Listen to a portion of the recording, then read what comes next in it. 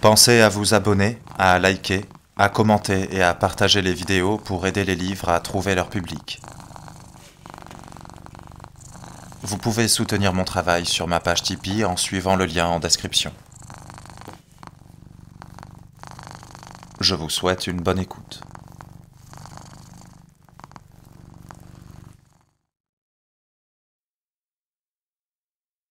Ils partirent de Borovitskaya. C'était une station douillette aux allures d'université du Moyen-Âge, avec ses parements rouge briques, ses rayonnages de livres dérobés à la surface, dans la grande bibliothèque, ses tables en bois sur lesquelles on étudiait les livres pour en discuter autour. Elle était peuplée de rats de bibliothèque qui s'étaient baptisés brahmanes, gardiens du savoir. Au-dessus des tables, on avait suspendu des lampes aux abat-jours en tissu, qui dispensaient une lumière douce.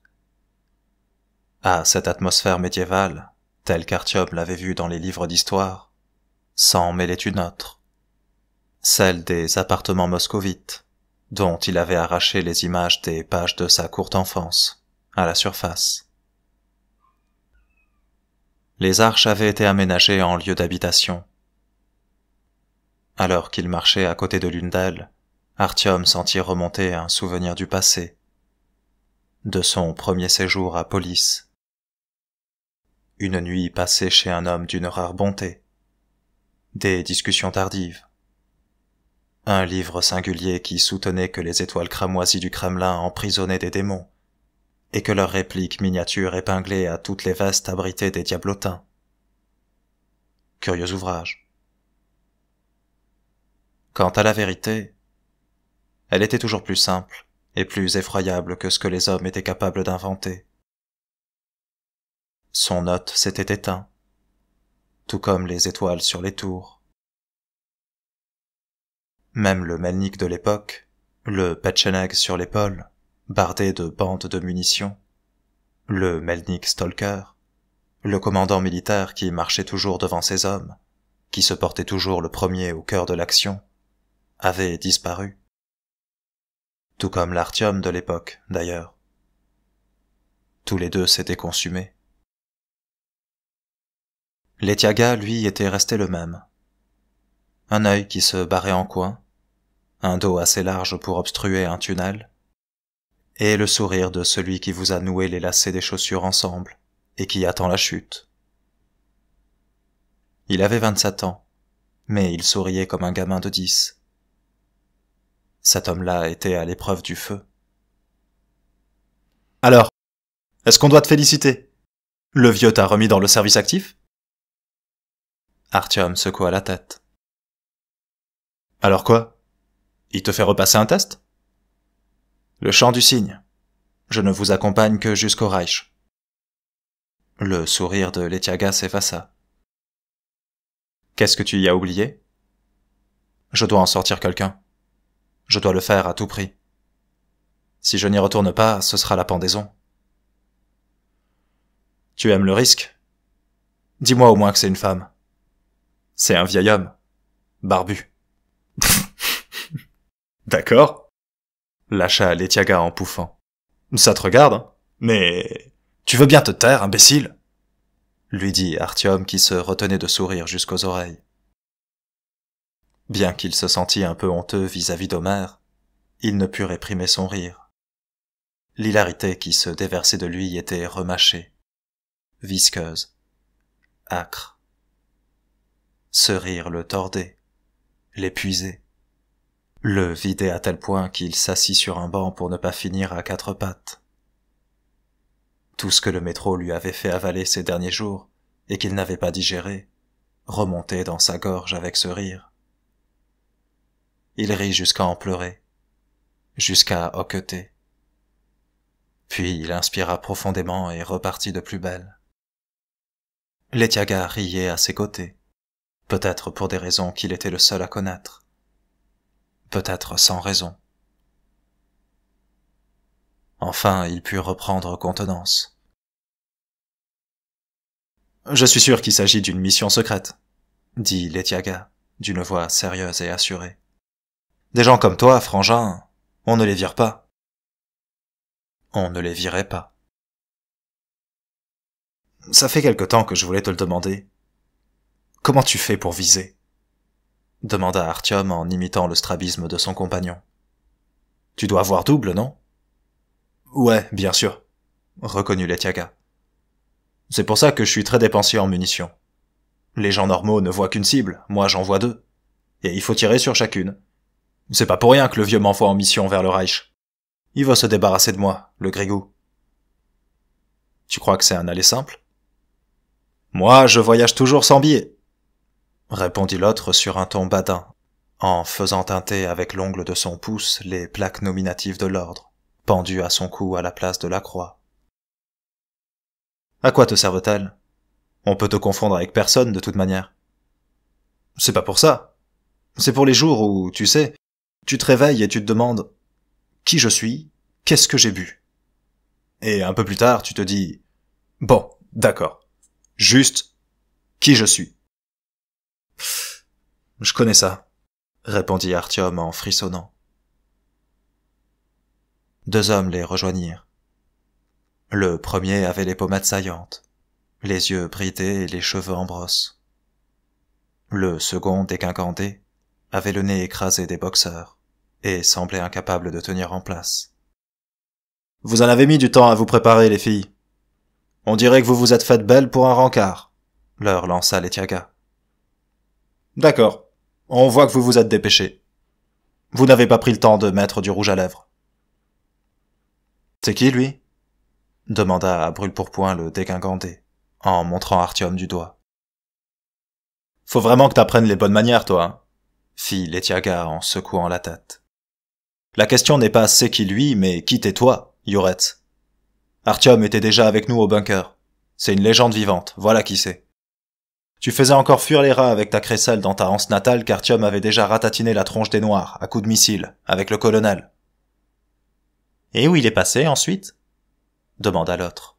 « Il reprenait des forces pour d'autres exploits, Nigmatouline. Pas vrai, Artyom ?»« Il en a pas repris tant que ça. » laissa tomber Nigmatouline, après avoir toisé Artyom d'un œil critique. « J'accomplis des exploits tous les jours, » lui répondit Artyom. « Pas moyen de garder un peu de force pour moi. »« Ah ça, quand il s'agit d'aller au charbon, on est toujours sur la brèche, » renchérit Letiaga. « Les filles, on ne les voit qu'en rêve. Allez les gars, on se met en route. Le Führer nous attend. Et vous savez comme moi que le Führer n'attend pas. » Il salua d'un air grave les gardes-frontières gringalés de Borovitskaya, et le quatuor descendit sur les voies par un petit escalier métallique, au bout du quai. Le tunnel avança sur eux, éclairé au début, puis plongé dans la pénombre, avant de les envelopper de ténèbres impénétrables. Les deux nouveaux parvinrent à traîner en route de manière à laisser Letiaga et Artyom passer devant eux. « C'est un gars de la Hanse ?» demanda Artyom. « Tous les deux en sont originaires. Nigmatouline vient de Komsomolskaya, et Yoretz de Parkulturi, il me semble. Ce sont de bons gars, l'un comme l'autre. On peut compter sur eux, » dit Letiaga avant de réfléchir quelques instants. Cela dit, ils viennent tous de la Hanse, ou peu s'en faut. Qui ça tous?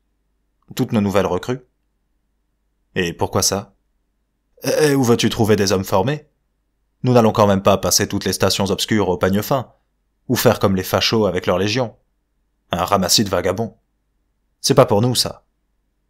Melnik s'est débrouillé pour dealer un truc avec la Hanse, et ils ont accepté d'étoffer nos rangs. Artyom lui coula un regard interrogateur. Et lui, est-ce qu'il a accepté? Il les a maudits. Tu t'en souviens? Ce jour-là, dans le bunker, ils avaient promis de nous venir en aide, et ils nous ont laissé tomber. S'ils étaient venus ce jour-là, s'ils nous avaient envoyé des hommes, peut-être qu'ils n'auraient même pas eu besoin de compléter nos... Et les gars qu'on y a... Bref, acquiesça Letiaga. À l'époque, ils ne nous ont envoyé personne, mais ils nous en ont envoyé après. Ils ont contribué quand ils ont pu. Ils nous ont aussi donné du matériel, des munitions. La Hanse, tu le sais, dispose de pas mal de moyens. Ce sont eux qui ont proposé. Et le vieux avait beau se désoler et tourner la liste des membres actifs dans tous les sens, il n'y avait rien à faire. Pas moyen de trouver 50 hommes ailleurs. Il en a discuté avec nous, et nous, on n'a pas besoin qu'on nous fasse un dessin. Alors on a commencé à recruter petit à petit. Avec des tests, bien sûr, et des entretiens. Livré, on l'a repéré aussitôt. Finalement, c'est pas si mal. Ce sont globalement des spetsnaz de la Hanse. Et ça se passe plutôt bien avec eux. C'est pas comme si nous étions de notre côté et eux du leur. Nous sommes tous ensemble. Ouais, bien sûr, ricana Artyom avec un signe de tête en direction des deux hommes à la traîne. Tous ensemble. Tout le monde est cantonné au même endroit, insista Letiaga. Je n'y crois pas, lâcha Artyom après quelques minutes de silence. De quoi tu parles? Je crois pas à un geste désintéressé de la Hanse, juste pour réparer une faute. Ils ne font jamais rien gratuitement. Qui te parle de gratuité? Le vieux leur a promis de former leur unité d'élite, parce que leur élite, c'est pas fameux. Surtout quand il s'agit d'opérations à la surface. Ce sont vraiment les enfants des souterrains. La dernière ampoule était désormais loin derrière eux. Letiaga sortit de son sac à dos une lampe torche. Les deux de l'arrière-garde le rejoignirent et firent cliqueter le cran de sûreté de leur kalachnikov. La section de voix était courte et bien connue, mais cela n'apportait aucun réconfort. Il valait mieux rester groupé. La lampe fendit aussitôt les ténèbres, y versa son lait et mélangea le tout. Enfants des souterrains, nous avons le même âge, fit Artyom en fouillant dans ses souvenirs. Ça veut dire que toi aussi tu avais 4 ans quand la dernière guerre? Non, mon garçon, répondit Letiaga. J'ai 1 an de plus que toi, je te le rappelle. Nous avons déjà eu cette conversation. J'avais 5 ans à cette époque. Artyom voulut recréer l'image de Moscou. Mais une fois de plus on lui enfonça dans le crâne des engins volants aux ailes de libellules. Puis ce furent les wagonnets à 4 places qui s'y engouffrèrent, en klaxonnant, suivis par une fine pluie tiède. Il secoua la tête pour en chasser ces fadaises qui n'avaient jamais existé. Est-ce que tu te souviens de quelque chose? Tes parents? Votre appartement? Je me souviens de la télé. On en avait une immense. Je me souviens des images du président qui disait « Nous n'avons pas d'autre choix. On nous a contraints. On nous a acculés contre un mur et il ne fait pas bon nous acculer. Aussi ai-je décidé... » Et à ce moment-là, ma mère est arrivée de la cuisine avec une assiette dans les mains. Elle m'avait préparé une soupe de poule. Elle me dit « Pourquoi tu regardes des inepties pareilles? Je vais te mettre des dessins animés. » Et moi, je lui ai rétorqué que je voulais pas de sa soupe. Je crois que c'est le moment le plus marquant qui m'est resté en mémoire. Le tout début. Ou la fin. Après ça, il n'y a plus jamais eu de dessin animé. Ni de soupe de poule. Et tes parents? Tu t'en souviens? Oui. Mais j'aurais préféré oublier. Hé, Letiaga! Le coupa Yuretz. Ce sont les autres qui ont frappé les premiers, pas nous. Ils nous ont pris en traîtres. Nous avons essuyé la première salve avant de riposter. Je sais ce que je dis, j'avais 7 ans. Et moi je te dis de la soupe. La soupe, le mur, et on nous y a contraints. Je me souviens d'avoir pensé à ce moment-là, tiens, c'est notre président et quelqu'un l'a collé contre un mur. Quelle différence aujourd'hui? Demanda Artyom. Que ce soit eux ou nous.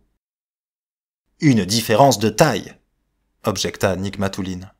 Nous n'aurions jamais commencé. Nous sommes un peuple responsable. Nous avons toujours défendu la paix. Ces enculés ne nous ont pas laissé le choix et nous ont entraînés dans la course à l'armement pour nous mettre à genoux. Ils voulaient dépecer le pays, le découper en petits morceaux pour le gaz et le pétrole. Parce que notre gouvernement était pour eux comme une épine dans le pied. Les nations indépendantes, ça n'était pas à leur goût. parce qu'il n'y avait que nous pour résister. Alors ces salauds, ces fumiers, ils nous ont... Ah, ils s'attendaient pas à ce qu'on aille jusqu'au bout. Ils croyaient qu'on allait baisser notre froc. Et nous, ils voulaient dépecer notre pays. Ouais. Mais nous, on se rend pas à l'ennemi. Qui se le fout au cul, leur pétrole? Ils voulaient nous coloniser.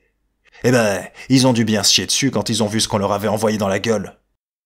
Il fait pas bon fourrer le nez chez nous avec un glaive. Même sous terre, on crève pas. Quel âge avais-tu à l'époque? Demanda Artyom. Mais qu'est-ce que ça peut te foutre? Ah non. Mais les mecs m'ont mis au parfum. Et alors? Et alors rien, répondit Artyom. Plus rien de l'autre côté de l'océan, et plus rien de ce côté. Letiaga tout sauta pour couper court à la conversation. Plus personne ne souffla mot.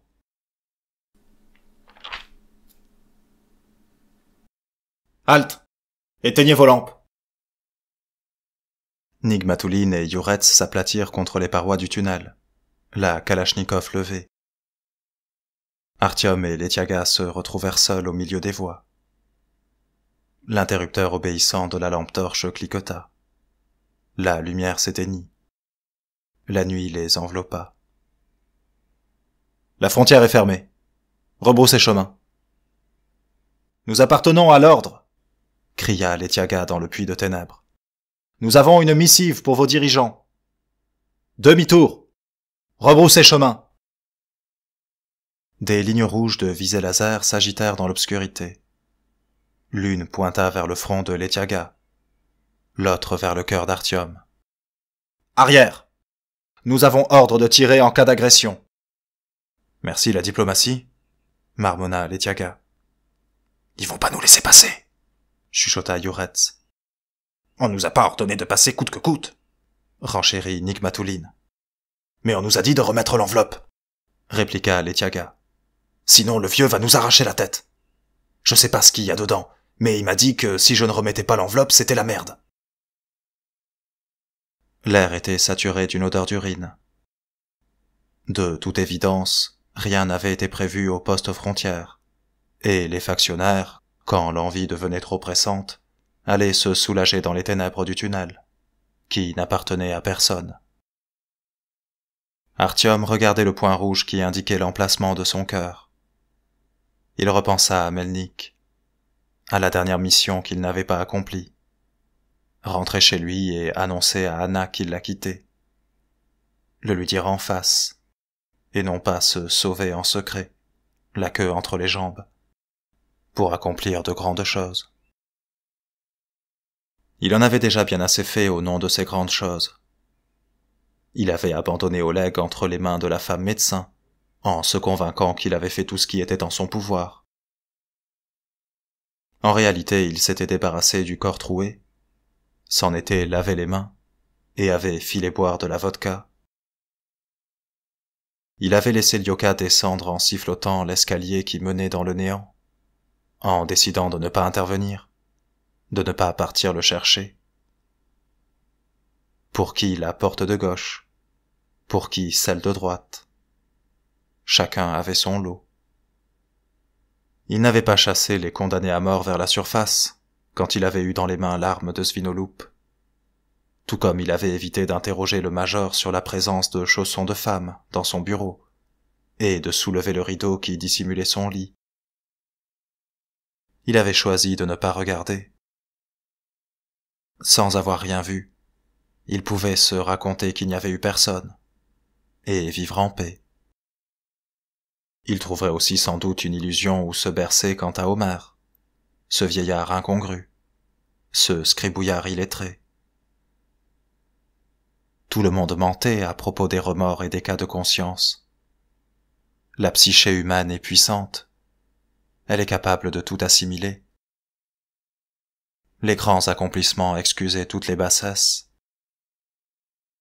Artyom posa la main sur son cœur.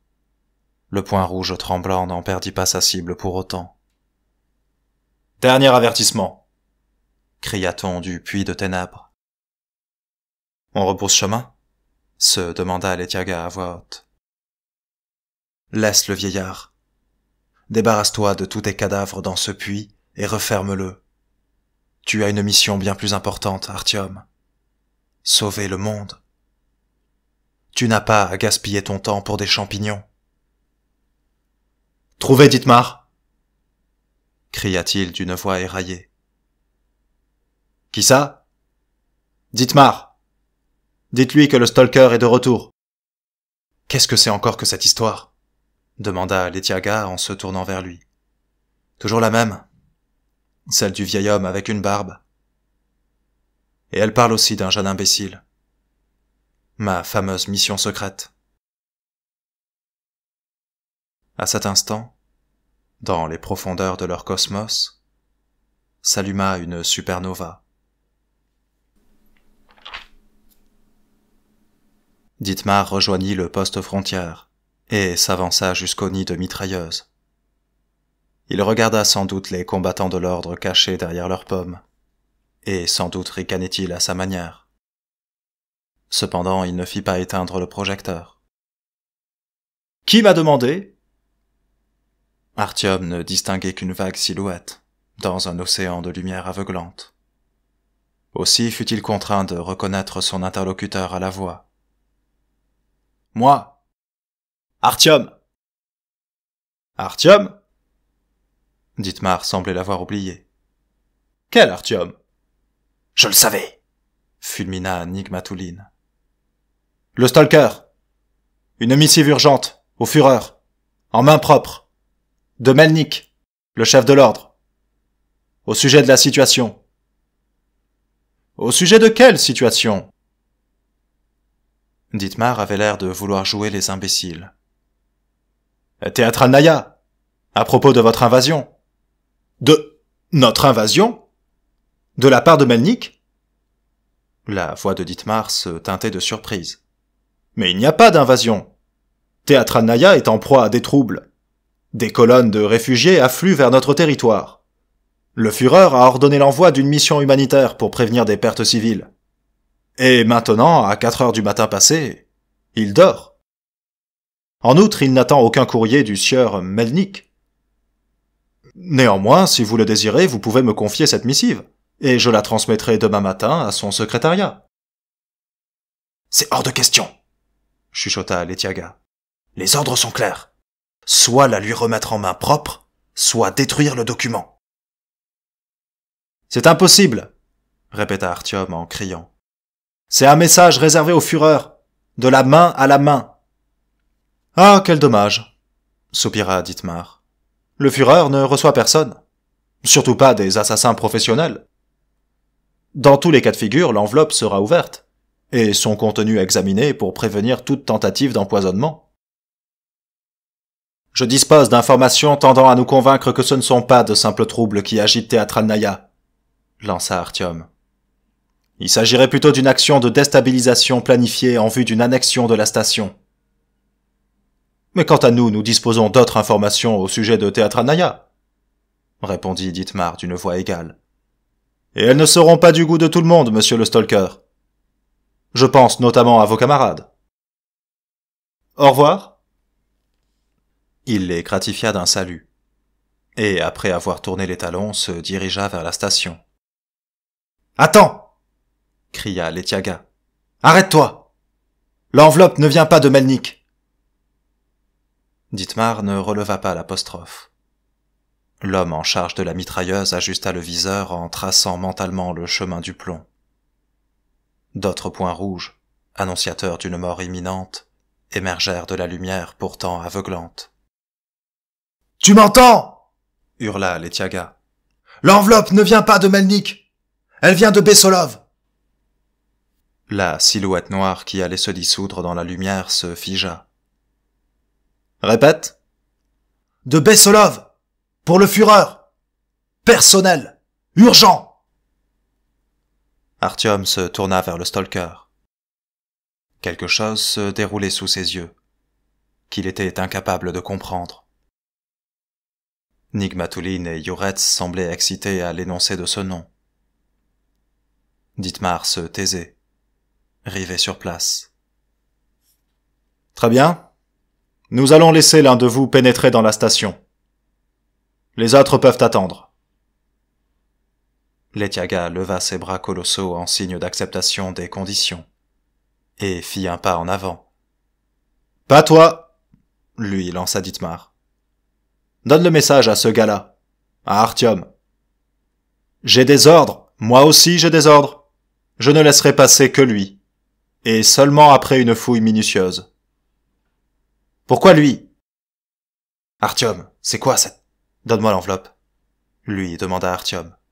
« Allez, Letyaga, tu m'as démasqué, ma mission secrète.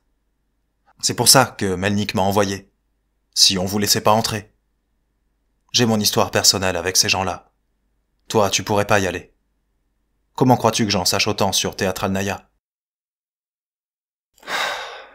Tout le monde a ces putains de petites histoires, hein, grogna Letyaga. Les cacher. Quel vieux paranoïaque. Tu vas pas la lui donner, hein ? Siffla Nigmatouline. C'est qui, lui, d'abord ? Le colonel a dit qu'il fallait que ce soit toi, ou nous. Ferme ta bouche, Ruslan, lui dit Letyaga. C'est Artyom, pigé ? C'est l'un des nôtres. Des nôtres. Pigé ? Bon, c'est comme vous voulez, lança Dietmar d'un ton sec. Je n'ai plus le temps pour vos enfantillages, hein. Je devrais déjà être à Teatralnaya pour coordonner l'aide humanitaire. Letyaga le maudit, cracha dans sa direction et sortit d'une poche frontale une petite enveloppe rouge, épaisse et parfaitement opaque. Il la glissa dans les mains d'Artyom. « C'est un des nôtres, compris ?» hurla-t-il vers le nid de mitrailleuses, aux faisceaux de visée laser, aux inscriptions au pochoir, à l'univers qui les entourait et à l'étoile aveuglante. « Nous allons l'attendre ici !»« Comme il vous plaira !» répondit Dietmar. « Mais je vous préviens, le Führer peut dormir jusqu'à midi. Soyez patient. »« Nous allons t'attendre, Artyom. Nous serons là. » chuchota Letyaga avec ardeur. « Tu reviendras. S'il s'avise de toucher à un seul de tes cheveux. Le vieux y râle contre toi, c'est sûr, mais pour les siens, il peut déplacer des montagnes. Nous sommes du même sang, toi et moi. Pas vrai ? » « Oui, » répondit Artyom dans un état second. « Ouais, Letyaga, merci, je sais pas. » Il colla l'enveloppe contre sa peau, et, butant sur les traverses, flotta vers la supernova, vers son cœur, vers 1 milliard de degrés.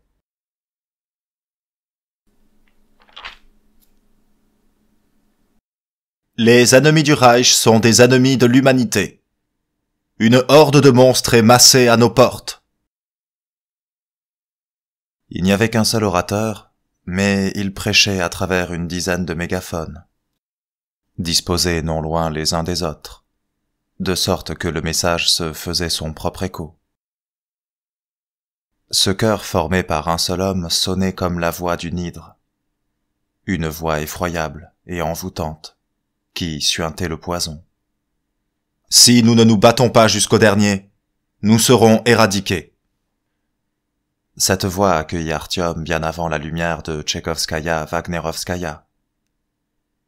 La lumière ne rebondissait pas aussi bien que le son sur les parois sinueuses des tunnels. En apprenant les projets machiavéliques de la ligne rouge, son intention de rompre le traité de paix, ses plans d'annexion de Teatralnaya, j'ai décidé de procéder à une frappe préventive. Le Führer ?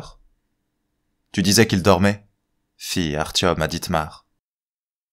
Personne ne dort dans le Reich en ce moment. À la station, un message projeté sur le mur accueillit Artyom. Bienvenue à vous, habitants de police. Au milieu de la salle, des hommes de tout âge, vêtus n'importe comment, étaient rangés en une colonne rectiligne. Ils écarquillaient des yeux rougis par le manque de sommeil et chuchotaient entre eux. Au milieu des rangs circulaient des sous-officiers qui ressemblaient à des chiens de garde, tantôt criant, tantôt frappant, tantôt fouettant. On installait des tables surmontées d'écriteaux où s'entassaient des tenues de camouflage, et on poussait des brouettes chargées d'armes. À l'autre extrémité du quai, on dépliait une grande tente frappée d'une croix rouge, et nombreux étaient ceux qui ne la quittaient pas des yeux. Mais la ligne rouge ne reculera devant rien pour priver les citoyens de Teatralnaïa de leur droit naturel à vivre une vie paisible et heureuse. La station était étonnante avec ses voûtes, ses courbures de tunnels, et ses arches étroites comme des meurtrières taillées dans une muraille. Le marbre blanc rutilé, comme rutilaient les luminaires antiques qui remontaient à l'origine des lieux. Ils n'étaient pas séparés ou soudés deux à deux comme dans d'autres stations, pas plus qu'ils ne figuraient des végétaux ou des torches. Ici, ils étaient plantés par rangées de 20 sur des gondoles de bronze, comme si on les avait réveillés au beau milieu de la nuit, eux aussi, et qu'on les avait forcés à se mettre en formation. Ils faisaient également penser à des âmes d'esclaves qui ramaient sur des galères volantes, le long d'un étrange tunnel blanc, vers un paradis bien mérité. « Où as-tu posé la mine ?» Dithmar marchait vite, et Artyom peinait à le suivre. Les rangées de visages filaient dans son champ de vision, sans qu'il pût en distinguer aucun. Derrière lui, des bottes ferrées martelaient le granit. Des gardes leur avaient emboîté le pas. « En bas, au pied des escalators, » répondit Artyom, « devant les vantaux hermétiques. »« Le passage est bien bouché ?»« C'est du solide. » « Pour le moment, Teatralnaïa est sous notre contrôle. Alors je suis tenté de te faire confiance, vois-tu ? Mais je vérifierai, bien entendu. Si tu as procédé comme il faut, on va te décorer. L'ordre du mérite. » Dithmar ricana. « Tu mérites bien ça. » Soudain, quelqu'un bondit des rangs pour leur couper la route. Aussitôt, les gardes se précipitèrent pour intercepter la menace, la Kalachnikov au poing. C'était un homme de petite taille, malingre, inoffensif, à la barbe hirsute et aux lunettes embuées. « Excusez-moi, monsieur l'officier, monsieur Dithmar. Par tous les saints, il y a eu une terrible méprise. On m'a mobilisé par erreur. Je suis marié. À Nariné. Vous étiez chez nous il y a peu. Vous êtes... » Le souvenir revint à Dithmar, qui s'arrêta et chassa les gardes d'un geste. « Il y a Stepanovitch. J'accompagne justement quelqu'un que vous connaissez. » « De quelle erreur s'agit-il ?»« Ils veulent inonder la station de monstres. Voilà leur objectif. Ils enragent de nous voir résister, et cette horde se masse déjà à nos frontières. » « Ma Nariné, ses contractions ont commencé après les explosions de Teatralnaïa. Elle a été emmenée à la maternité. On m'a dit qu'elle pouvait perdre les os à tout instant. Mais elle n'est... La grossesse n'est pas arrivée à terme, voyez-vous. Peut-être que si on l'a gardée en observation... Notre maternité est si merveilleuse. Mais si on venait à m'appeler, ou qu'il arrive un accident, comment ferait-elle? Qui serait là pour elle? Et si ça commençait? Il faut que je sois là. Je dois savoir qui va naître. Un garçon ou un... C'est pour cette raison que je décrète la mobilisation générale. Le sous-officier sourit au professeur et lui posa la main sur l'épaule. « On se demande bien ce qu'elle pourrait engendrer, votre princesse. N'est-ce pas? Il y a Stepanovitch. »« Pourquoi? Ce n'est pas... » »« Mais je plaisante, nom de nom. Je me souviens très bien de notre conversation. Oui. Marchons ensemble, voulez-vous » Il fit signe au chien de garde, et une main protectrice passée autour de l'épaule du professeur l'emmena avec lui. Artyom marchait à côté d'eux, et chiffonnait l'enveloppe dans sa poche. Qu'y avait-il à l'intérieur? L'enveloppe était rigide, et contenait un objet. À quoi ressemblait-il? Ce n'était ni une lettre, ni même du papier. Il se creusait la tête pour trouver la réponse. « Vous vous apprêtiez à rédiger un manuel d'histoire, n'est-ce pas ?»« Monsieur l'officier, et si pendant l'accouchement... » « Eh bien, installez-vous et écrivez-le. » Commencez dès à présent. L'histoire se déroule sous vos yeux. Il s'arrêta, prit les lunettes du professeur, les nettoya et les lui remit sur le nez. Je vais vous faire installer un petit coin dans mon quartier général. Il ne manquerait plus qu'on vous tue. Défendre une station neutre des hordes de rouges, tel est notre devoir. On a imploré notre aide, et nous voici. Merci mille fois, monsieur Dittmar, mais permettez-moi de rendre visite à mon épouse pour la soutenir. Elle était si... pour qu'elle sache que tout va bien, que vous m'avez protégé. Et si l'accouchement... Mais pourquoi donc? Votre présence ne changerait rien, pas plus que la mienne d'ailleurs. Vous allez avoir un enfant en bonne santé. Et il y a à la maternité quelqu'un pour féliciter la mère au nom du parti. Mais si jamais... Dieu nous en préserve. Si jamais c'est un monstre. Là, nous avons une maternité très compétente. Vous l'avez vu de vous-même. Dans ce cas, elle sera anesthésiée, et le temps qu'elle se réveille, tout sera fini. Quant au nouveau-né, il ne sentira rien, croyez-moi. Ce sont des professionnels. La même anesthésie, mais un dosage différent. La procédure est humaine.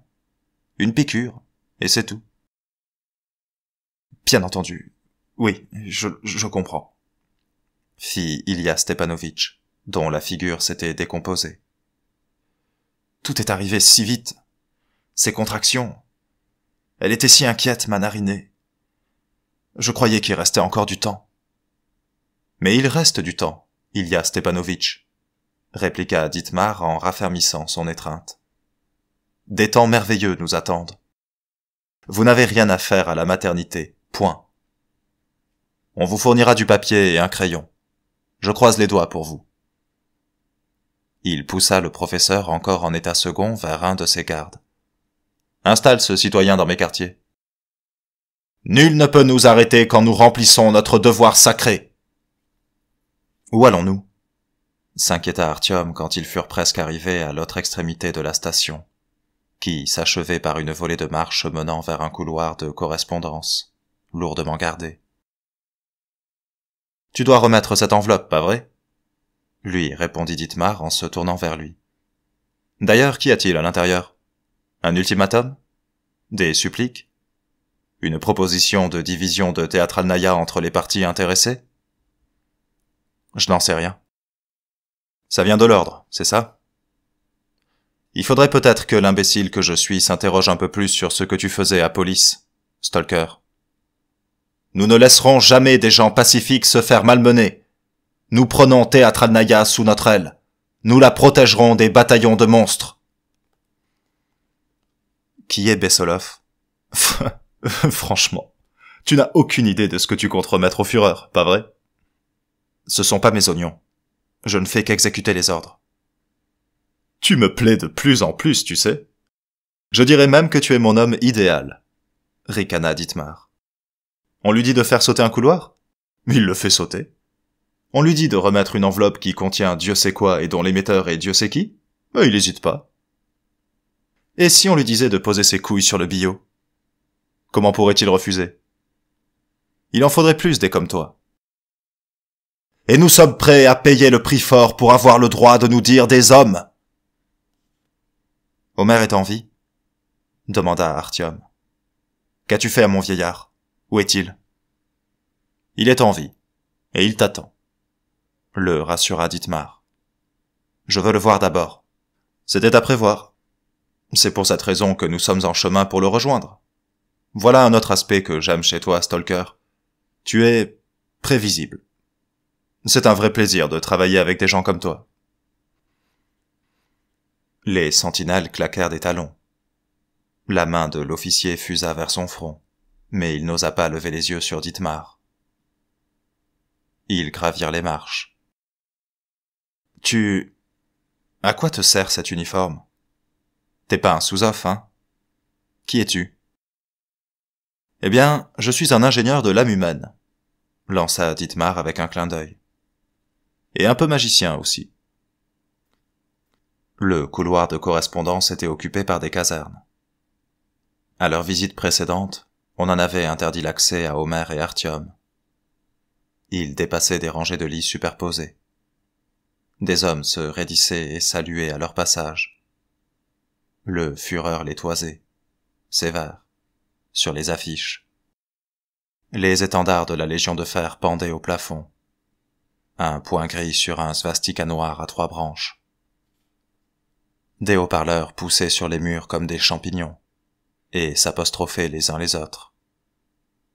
Il n'y aura pas de retour en arrière. Nous ne reculerons pas, au nom de votre avenir comme du nôtre, au nom de l'avenir de nos enfants, au nom de l'avenir de l'humanité. Qu'est-ce comptez-vous obtenir avec cette enveloppe? Demanda Dietmar. Le train est déjà en marche, et il est impossible de l'arrêter même en se jetant sur les rails. Teatralnaya sera à nous, tout comme Plochtchad Revolutsi. Les rouges n'y pourront rien. Ils ont déjà bien assez à faire avec le soulèvement provoqué par la famine. La moitié des champignons sont bons à jeter à cause de cette satanée moisissure.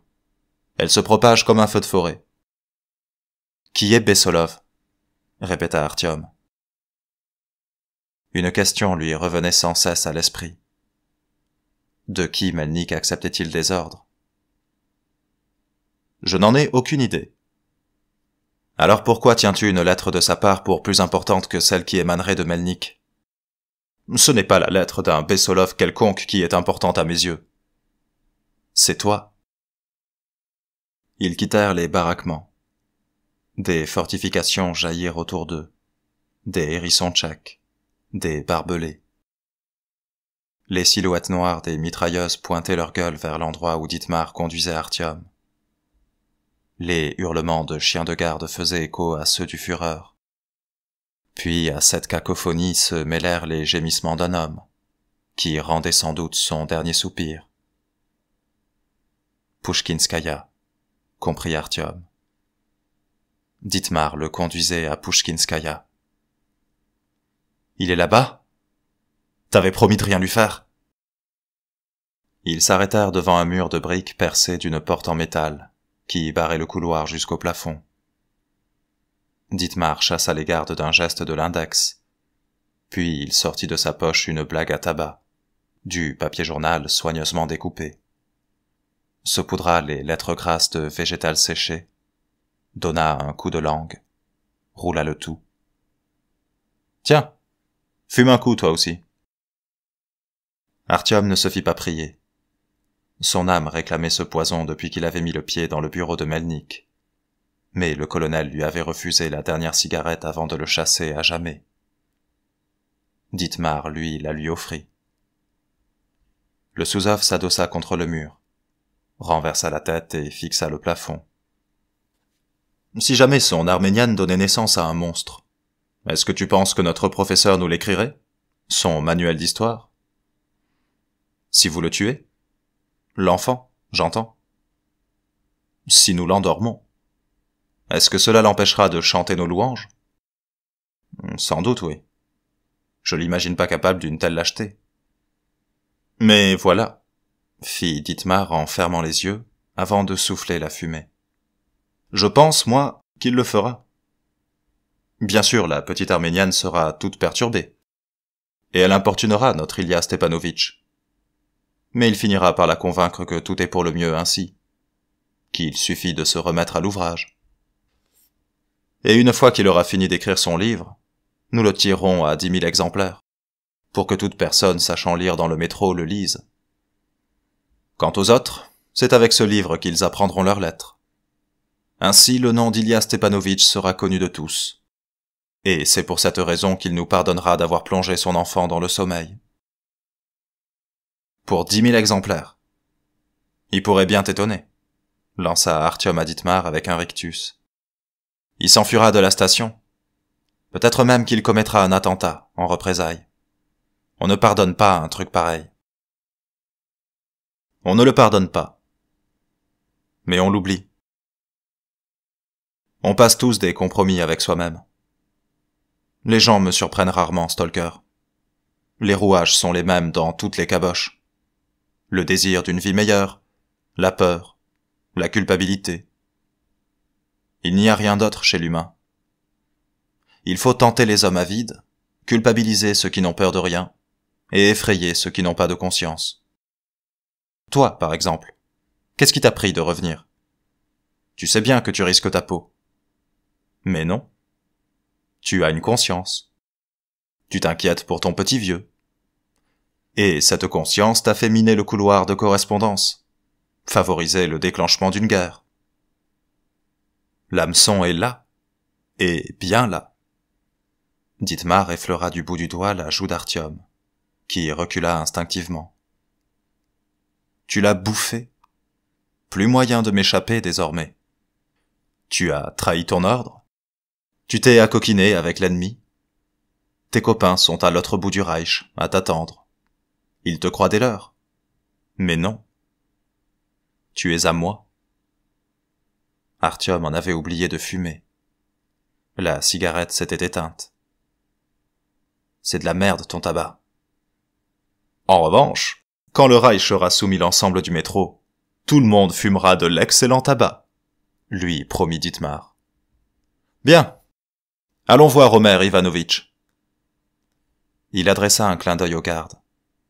La poutre métallique d'un mètre qui barrait la porte glissa sur le côté, et on les laissa pénétrer dans la station Chilerovskaya.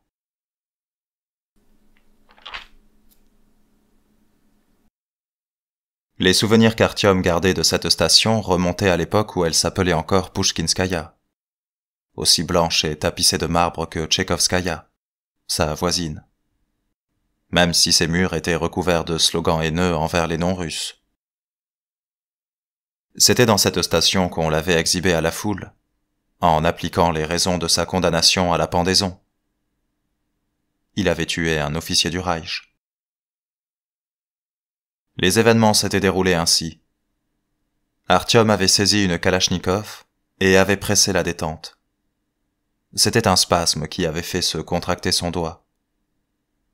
Ce spasme était survenu quand l'officier avait abattu un adolescent simplé, d'une balle en pleine tête.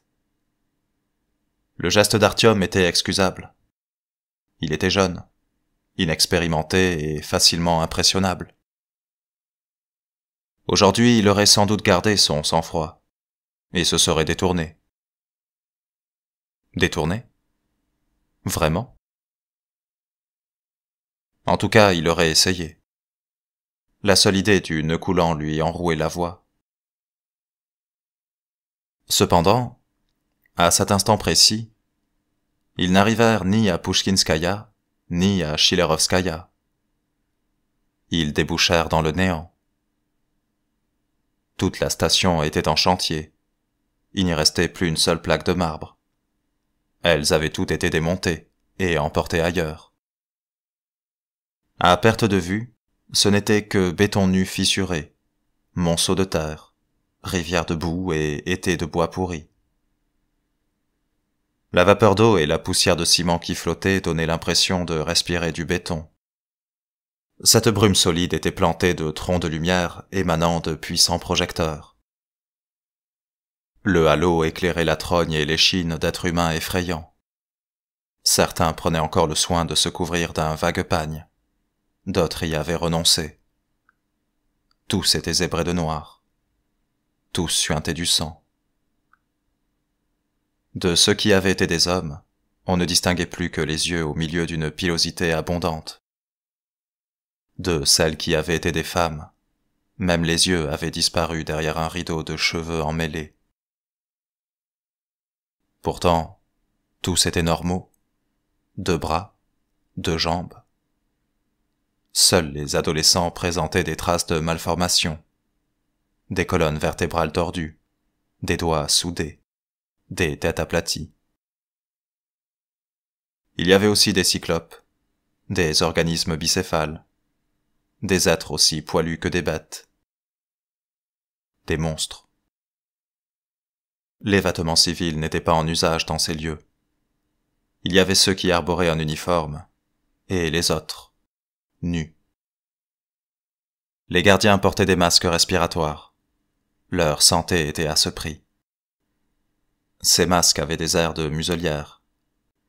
Comme si, sans cette précaution, les surveillants allaient se jeter sur les travailleurs nus et leur déchirer les chairs à coups de dents, Leur mode de communication en était altéré. Ils ne s'exprimaient qu'à coups de chaîne et de barbelés tressés. C'était là l'origine des mugissements sourds qu'Artyom avait entendus derrière le mur des toilettes chez le professeur. La particularité la plus effrayante de cette station était qu'elle semblait s'étendre à l'infini.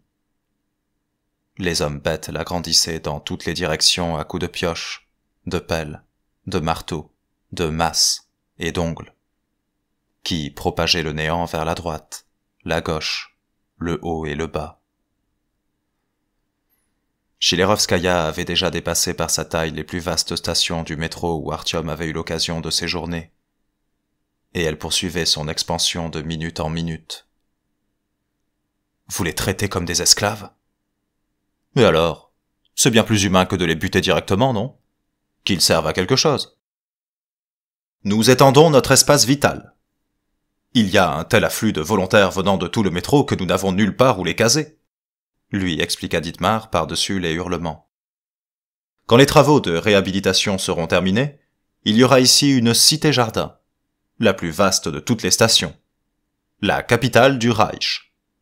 Un cinéma, une salle de concert, une bibliothèque et un hôpital. C'est pour ça que votre Führer a inventé la fable des monstres? Pour réduire des gens en esclavage? Les 3/4 de ceux-ci ne sont pas des monstres.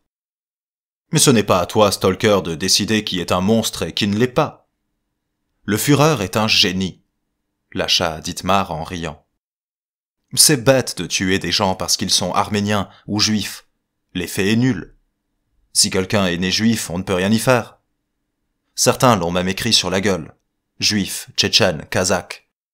Et c'est tout, il est ta cible, ton ennemi. Tu ne pourras jamais lui faire confiance. Quant aux Russes, est-ce que ça leur accorderait une forme d'immunité? Sont-ils élus de par leur seule naissance? Peuvent-ils tout se permettre? Ne doivent-ils plus rien craindre du tout? C'est absurde. Alors intervient le concept du monstre. Qui sait ce que c'est qu'une monstruosité?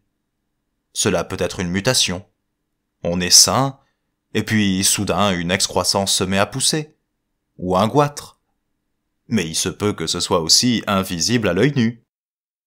Que seul un médecin puisse s'en rendre compte au cours d'une consultation. Et c'est pour ça que le moindre connard doit se chier dessus en allant se faire ausculter chez le toubib. Et même le médecin doit trembler comme une feuille.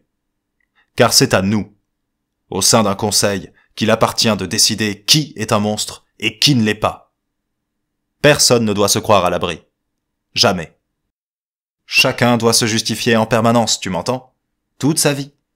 Tout en approuvant nos décisions. C'est pas beau, ça? Hein? C'est superbe.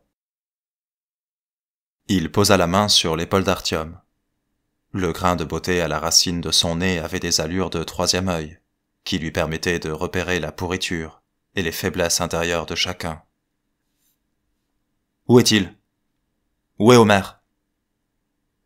Donne-moi l'enveloppe. Quoi? Donne-moi l'enveloppe. Nous avions un accord. Des étoiles scintillèrent devant les yeux d'Artyom. Ses dents grincèrent. La grotte vacilla.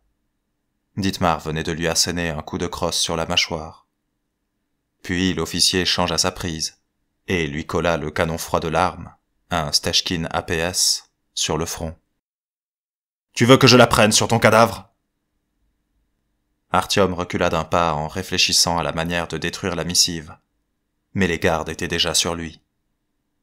On lui tordit les bras derrière le dos. On le jeta à terre, et on lui arracha l'enveloppe des mains. Puis on l'attendit avec déférence à Dietmar, qui la fit tourner entre ses doigts, essaya de la plier, l'observa à la lumière. « On dirait des clichés, » dit-il en s'accroupissant à côté d'Artyom. « Ça excite la curiosité, non? Les clichés qui auraient pu arrêter la guerre. C'est beau, hein? » Il rangea l'enveloppe dans une poche intérieure. « Elles doivent être sacrément bonnes, ces photos. Et le Führer doit pouvoir les apprécier à leur juste valeur, puisque personne d'autre n'a le droit de les voir, c'est ça? Qui pourrait résister à la tentation d'y jeter un petit coup d'œil? Toi, par exemple, ça te dirait? Où est Omer? Mais quelque part, dans le coin. T'as qu'à le chercher. Moi j'ai pas le temps, je dois aller à Théâtre Alnaya. L'aide humanitaire, la recherche d'agents déstabilisateurs. Toi, reste ici quelque temps. Imprègne-toi des lieux. Travaille un peu. Ils me laisseront pas tomber. Les Tiagas, l'ordre. Ils m'attendent. Vous allez tous crever. T'as entendu, enfoiré? Sale con! T'as entendu, salopard? Artyom bondit, mais les gardes étaient bien nourris et bien entraînés. Ils le tenaient fermement. Il demeura ainsi, la figure écrasée dans la boue. Avant de se relever, Dietmar lui caressa la tête. « Ils t'attendent. C'est vrai ça. Ils t'attendent. Et moi je vais aller leur dire à qui tu appartiens réellement. »